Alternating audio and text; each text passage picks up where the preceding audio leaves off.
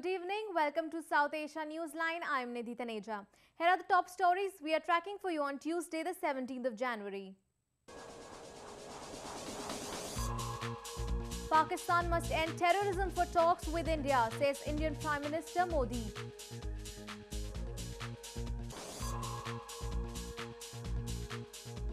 Hundreds protest over detention of bull-taming sport supporters in southern India.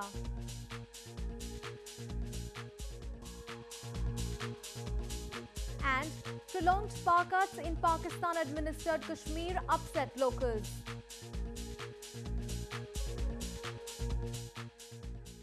And now for all the details. Indian Prime Minister Narendra Modi on Tuesday delivered the keynote address on India's flagship geopolitical conference, Raisina Dialogue. This was the second edition of the conclave under the theme, The New Normal-Multilateralism with Multipolarity. The conference was attended by former heads of state and governments, foreign ministers and senior ministers from a number of countries and prominent foreign policy thinkers from around the world.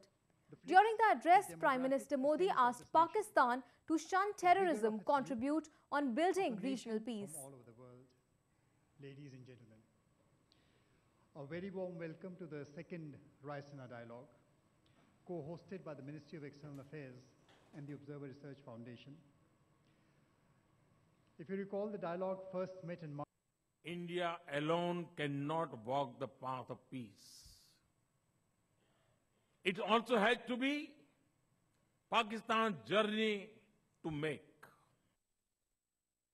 Nepal Foreign Minister Prakash Sharan Mahat met Indian Junior Foreign Minister V.K. Singh on Tuesday to enhance bilateral engagement. This comes at a crucial time when Nepal is facing problems in its economy after India announced demonetization.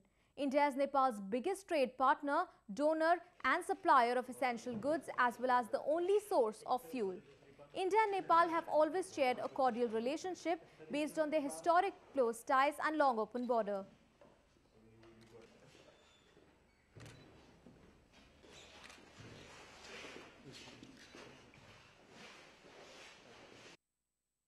Meanwhile, the Pakistani establishment has maintained an indifferent attitude towards the people of the disputed territory of Pakistan-administered Kashmir. Locals of the region are fed up with the prolonged power cuts and have threatened to hold protests.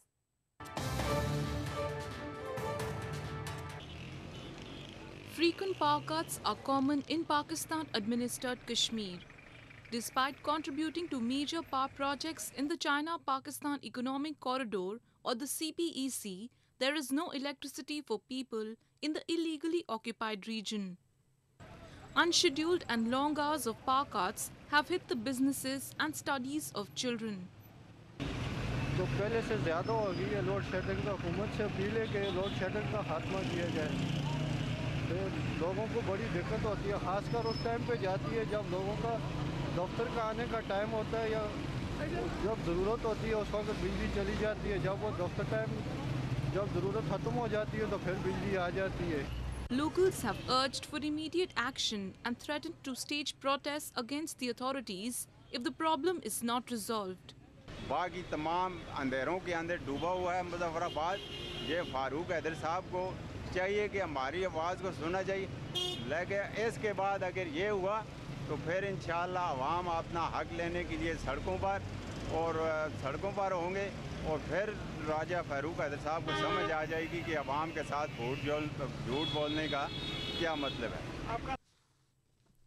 Pakistan-administered Kashmir was illegally occupied by Pakistan more than 6 decades ago. However, the Pakistani establishment has failed to develop the infrastructure of the region, leaving the people high and dry. Moving on to news from Afghanistan. The International Committee of the Red Cross or the ICRC has confirmed that one of its employees who were abducted in Afghanistan has been freed after a month.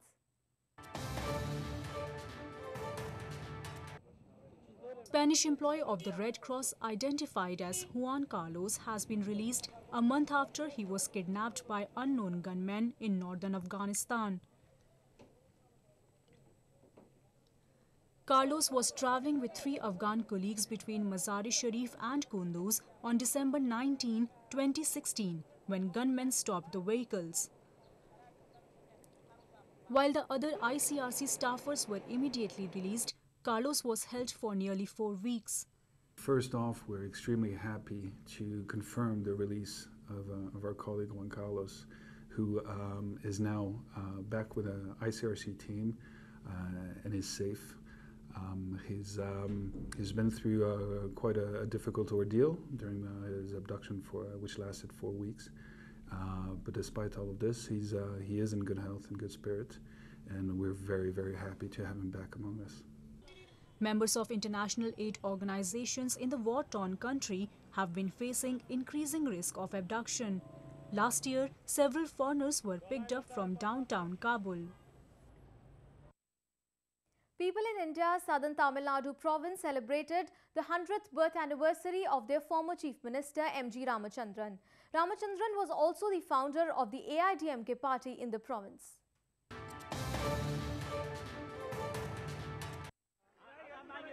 Hundreds of AIADMK workers on Tuesday thronged their founder M. Ramachandran's memorial at Marina Beach in southern Chennai city to offer their tributes on his 100th birth anniversary. Popularly known as MGR, the actor turned politician founded his party AIADMK in 1972. MGR was also the mentor of former 5-time Chief Minister Jayalalitha Jayaraman, who passed away due to cardiac arrest last December. AIADMK General Secretary and close aide of late Jayalalitha, V.K. Shashikala, distributed welfare assistance to people. Meanwhile, late Tamil Nadu Chief Minister Jayalalitha's niece, Deepa Jaikumar, also announced her political debut. Deepa said she will announce her next political step on Jayalalitha's birth anniversary on February 24th. Today I am here to declare my entry into politics. And I have definitely done that. I have also said I am going to contest the election. Deepa said that she has two options, either to join AIDMK or to float a new party. Deepa, who is considered by many as the counterweight to recently elected AIADMK Chief Sasikala, also said she cannot accept anyone else in her aunt's position. Shashikala took over the reins of the ruling AIADMK last month after the post fell vacant following Jayalalitha's demise. People in village of southern Tamil Nadu province came out in large numbers to demand the release of those arrested for supporting the bull-taming sport. The sport was banned by the Supreme Court of India, citing its violent in nature.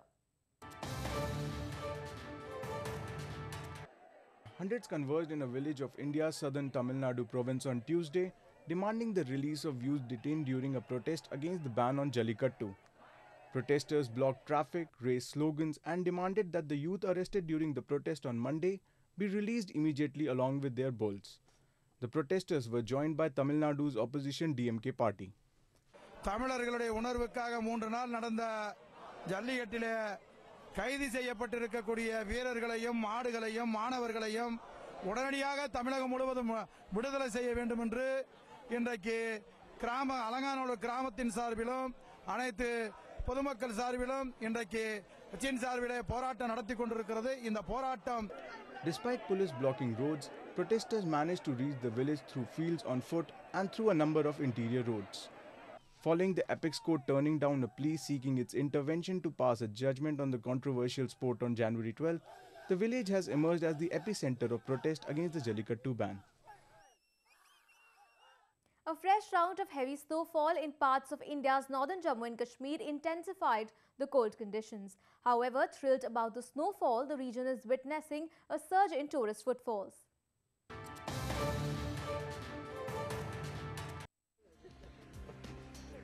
Tourists in India's northern Jammu and Kashmir province wrap themselves in thick layers of clothing and throng tourist spots to enjoy the snow. They seemed unperturbed by sub-zero temperatures as the snowfall in Srinagar city gave a scintillating and picturesque view. Tourists also dressed in local costumes, making most of their joyous time. हम ना बहुत खुश है क्योंकि हमने suddenly programme बनाया, बच्चे का 2 दिन का छुट्टी भी लिया स्कूल से और सच्ची में बहुत अच्छा लगा। यहाँ का इंसान जी सडनली स्नोफॉल भी हुआ और यहाँ का जो वातावरण है बहुत लाजवाब है और सबसे बड़ा यहाँ का इंसान है। Tourists also experienced boating in Srinagar's famous Dal Lake, which was partially frozen. Tourism is the backbone of the province and majority of residents depend on it directly and indirectly for their livelihood. Well, that's the way it was in South Asia this evening. Before we conclude the top stories once again. Pakistan must end terrorism for talks with India, says Indian Prime Minister Modi.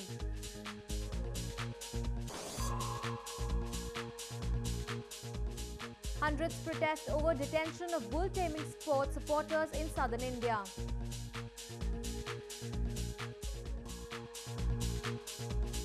And prolonged power cuts in Pakistan-administered Kashmir upset locals.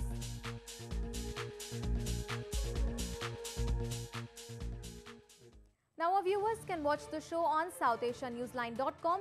You can also visit us on Facebook.com/SAsiaNewsline and follow us on Twitter @SAsiaNewsline.